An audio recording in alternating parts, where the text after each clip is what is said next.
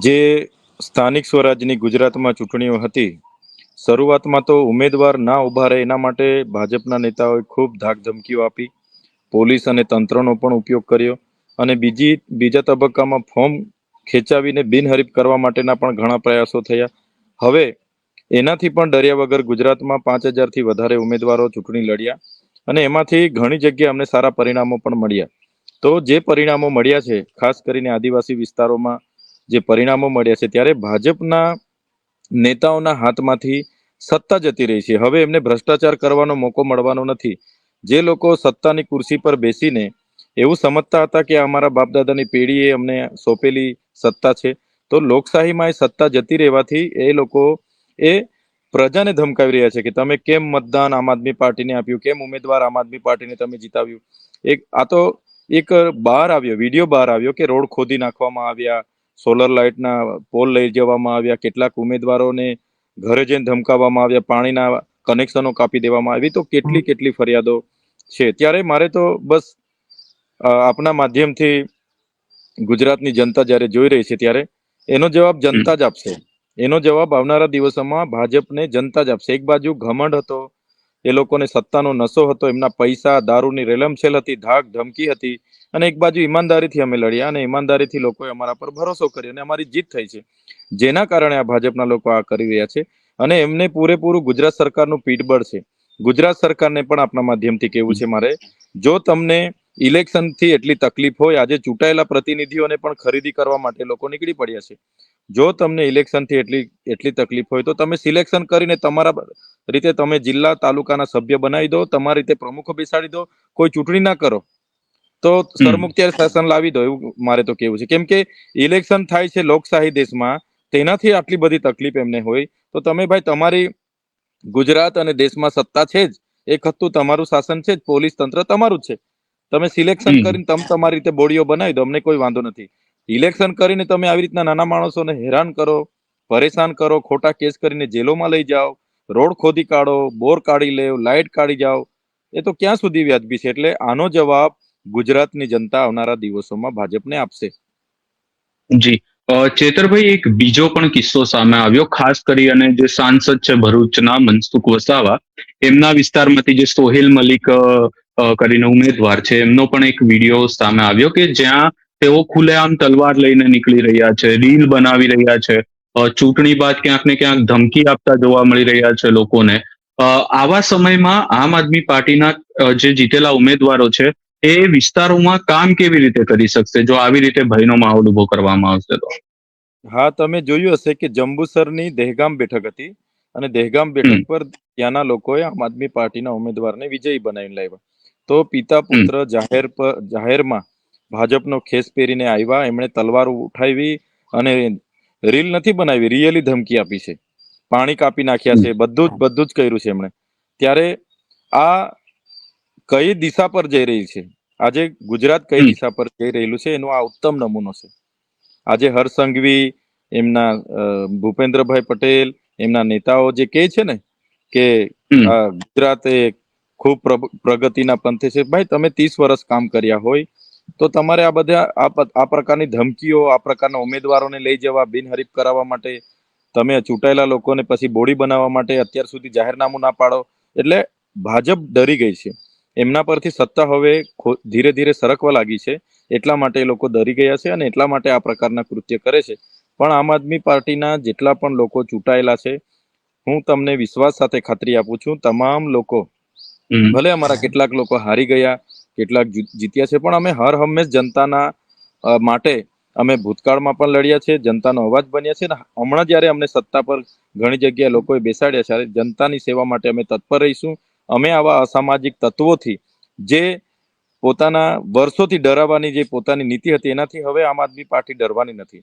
સામાન્ય લોકોને જેને પણ ડરાવવાના કામ કરશે, ધમકાવવાના કામ કરશે, આમ આદમી પાર્ટી ત્યાં ઊભી હશે અને લોકો માટે લડશે, લોકોને સંવિધાન બચાવવા માટે લડશે અને લોકશાહી બચાવવા માટે આમ આદમી પાર્ટી લડશે. જી ચેતરભાઈ, એક વાત એ પણ કરવી છે, છોટા ઉદેપુરમાંથી ખાસ કરી અને જે રાધિકાબેન રાઠવા છે, એમણે એક વિડીયો બનાવ્યો હતો ગઈકાલે, જે આરસીસી રોડ બનાવેલો હતો ભાજપના નેતાઓના સમયમાં. એ આરસીસી રોડ જેસીબી લઈને ખોદવામાં આવ્યો અને આખો રોડ તોડી પાડવામાં આવ્યો. ખાસ કરીને છોટાઉદેપુર, એ પછી કવાંટ હોય કે પછી છોટાઉદેપુર જિલ્લો પોતે હોય, નસવાડી હોય, આ તમામ વિસ્તારમાં તમારા ઉપર, કારણ કે ખાસ કરીને તમે એ વિસ્તારમાં અનેક સભાઓ કરી, તમારા ઉપર એ વિસ્તારના લોકોએ ભરોસો મૂક્યો છે. ક્વાંટમાં તો આમ આદમી પાર્ટીનો દબદબો પણ જોવા મળ્યો. એના સિવાય અનેક વિસ્તારોમાં દબદબો જોવા મળ્યો. હવે એ ભાજપના નેતા એવું કહી રહ્યા છે કે અમારી જમીનમાં એ રસ્તો બનેલો હતો અને એ રસ્તો એ ગામનો મુખ્ય રસ્તો છે, તો પછી એમની જમીનમાં કેવી રીતે હોઈ શકે ને? એમની જમીનમાં પણ હોય તો એ રસ્તો બનેલો તો પછી એને કેમ તોડી પાડવાની હવે જરૂર પડી જ્યારે તેઓ પહેલા હારી તો ગયા? પહેલા તો પ્રજાના ટેક્સમાંથી જે ગ્રાન્ટનું આયોજન થાય છે, જે બજેટ બને છે ને એમાંથી યોજના આવે છે, યોજનામાંથી રસ્તો બને એની પહેલી શરત એ હોય છે કે કોઈ પણ હમ, માલિકીની જગ્યા પર સરકારી કામ ન કરવાના શરતે એ મંજૂર કરવામાં આવે છે.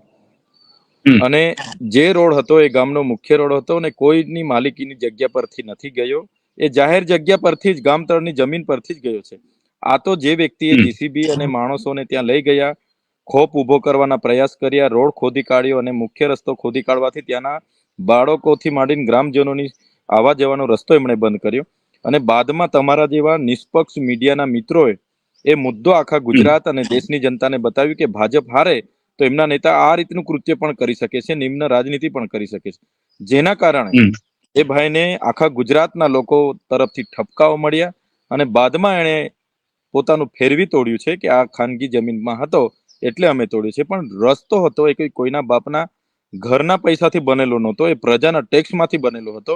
અને રસ્તો જ્યારે મંજૂર થાય છે, બને છે, એનું પેમેન્ટ નીકળે છે, એની સ્પષ્ટ શરત હોય છે કે જાહેર જગ્યામાંથી જ એ કામ પૂર્ણ કરવાનું હોય છે, કોઈની માલિકીમાં બનાવવાનું હોતું નથી. આ તો ખાલી કહેવાની હમ. વાત છે.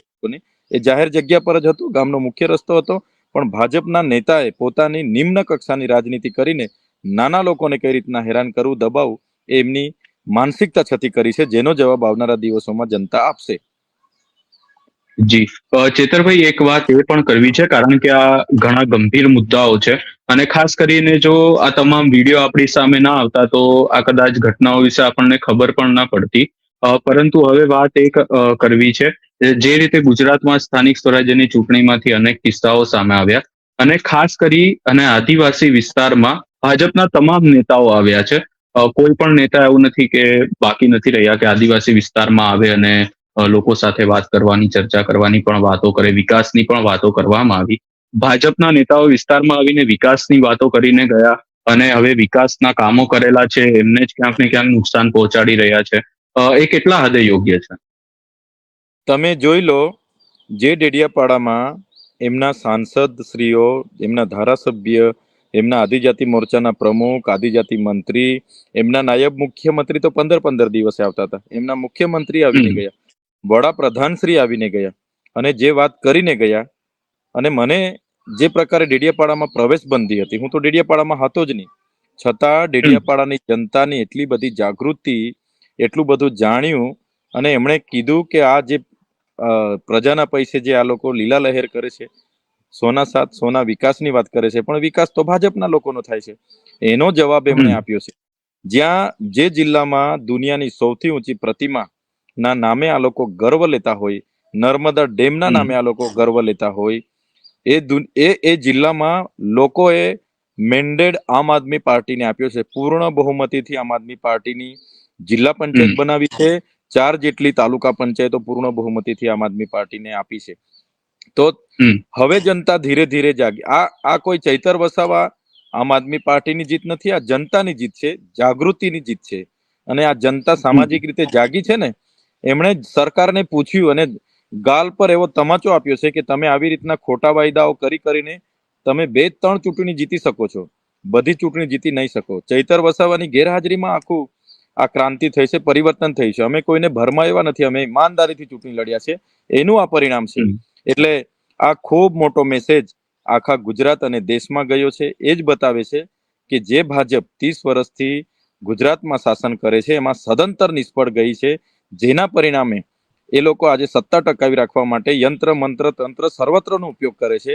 છતાં અમે ઈમાનદારીથી લડ્યા અને ગુજરાતના નર્મદા જિલ્લામાં સંપૂર્ણ બહુમતી મળી, 12 જેટલા તાલુકામાં સંપૂર્ણ બહુમતી મળી છે. કેટલાક તાલુકામાં અમે સમર્થનથી બેસવાના છે અને છોટાઉદેપુર, દાહોદ, ભરૂચ જેવા કેટલાય જિલ્લાઓમાં ખૂબ સારી લોકોનો સહકાર મળ્યો છે. એ જ બતાવે છે કે આવનારા દિવસોમાં ગુજરાતમાં પરિવર્તન આવવાનું છે. એક મજબૂત વિપક્ષ તરીકે આમ આદમી પાર્ટી આજે ગુજરાતમાં ઉભરી રહી છે, એનો વ્યાપ વધારી રહી છે અને 27માં એનું પરિણામ તમને બધા સમક્ષ નજરે પડવાનું છે. જી. ચેતરભાઈ, એક છેલ્લો પ્રશ્ન પૂછવા માંગીશ. જે તમારી ક્યાંક ને ક્યાંક સામે બોલતા હતા કે એવું કહી શકાય કે વિપક્ષના તમારા જે મિત્રો કહી શકાય, મનસુખ વસાવા હોય કે મહેશ વસાવા હોય, હવે ક્યાંક ને ક્યાંક નિવેદનો નથી સામે આવી રહ્યા. ભરૂચમાં શું હવે એવું કહી શકાય, ભરૂચ નર્મદા જે આદિવાસી વિસ્તાર છે, એમાં હવે ચેતર વસાવાની સામે કોઈ નથી? ના, એવું નથી. મનસુખભાઈ પોતે સાંસદ છે, મહેશભાઈ માજી ધારાસભ્ય છે, પણ જે પ્રકારે એમણે ચૈતર વસાવાને લઈને ભાષણો કર્યા છે, એમણે કોઈ મુદ્દાની વાત નથી કરી. જ્યારે આ વિસ્તારના લોકોએ શિક્ષણની વાત કરી તો એમણે હિન્દુ મુસ્લિમની વાત કરી, હિન્દુ ખ્રિસ્તીની વાત કરી, આ વિસ્તારમાં આરોગ્યની માંગ કરી, રોજગારની માંગ કરી, ત્યારે એ લોકોએ ચૈતર વસાવા આમ, ચૈતર વસાવા તેમની વાત કરી. આ વિસ્તારના લોકોએ હક અધિકારોની વાત કરી, ત્યારે પણ આ લોકોએ વિકાસના નામે ભરમાવાની વાત કરી. એટલે લોકો હવે જાણી ગયા છે. એમણે કીધું કે ચૈતર વસાવાના સુપડા સાફ થઈ જશે. હવે એમના કહેવાથી સુપડા સાફ નથી થતા. લોકોનો જનાદેશ એ આખરી હોય છે અને લોકોએ જનાદેશ વિધાનસભામાં પણ અમને આપ્યો છે, લોકસભામાં પણ 5,22,000 મત અમને આપ્યા છે. થોડા મતથી અમે હાર્યા છે અને આ તાલુકા જિલ્લામાં પણ લોકોએ ખૂબ સારો પ્રેમ અમને આપ્યો છે. એટલે અમે એમની ખોટી ફરિયાદોથી, ખોટી એફઆઈઆરોથી ડરવા વાળા લોકો નથી. સરકાર અમારી છે, અમારી છે, અમારી છે કરીને જે ડરાવવાનું કામ એ લોકો કરે છે, એની સામે ડરવાના નથી. અમે જનતાનો અવાજ, જનતાના અધિકારોનું હનન થશે, સંવિધાન બચાવવાનું થશે, લોકશાહી બચાવવાનું થશે, ત્યાં અમે હોઈશું અને અમે જનતા માટે લડ્યા છે અને લડીશું. ભલે લોકો અમને આ વિસ્તારમાંથી પ્રતિબંધ કરી નાખે, અમને દૂર કરી નાખે, અમને જેલમાં પણ મોકલી આપે, પણ અમારું કામ લોકો માટેનો, લોકોની જાગૃતિનું છે, લોકોના ન્યાય માટેનું છે. જે પણ ગ્રાન્ટ લોકોના ટેક્સથી બને છે એનો સદુપયોગ થાય, છેવાડાના વ્યક્તિ સુધી પહોંચે, એ કામ આવનારા દિવસોમાં અમે કરીશું. નર્મદા જિલ્લા પંચાયતમાં સૌથી પહેલા કામ અમારું આ વિસ્તારમાં અનુસૂચિત 5 લાગુ કરવા માટેના ઠરાવ થશે, પૈસા એકને ચુસ્ત અમલવારી માટેના ઠરાવ થશે, 73 એની જેટલી પણ જમીનો શ્રી સરકાર થઈ હશે કે બિન આદિવાસી લોકોએ એનો કબજો લીધો હશે એને પરત મૂળ માલિકને આપવા માટેનું કામ અમે કરીશું. અમારા વિસ્તારમાં પેન્ડિંગ દાવા આવશે, એને કઈ રીતના જલ્દીથી જલ્દી જિલ્લા સ્તરીય વન અધિકાર સમિતિ મળે અને એને બહાલી આપવામાં આવે, એ કામ અમે કરીશું. આરોગ્યમાં ખૂટતા સાધનો વસાવવાનું કામ કરીશું.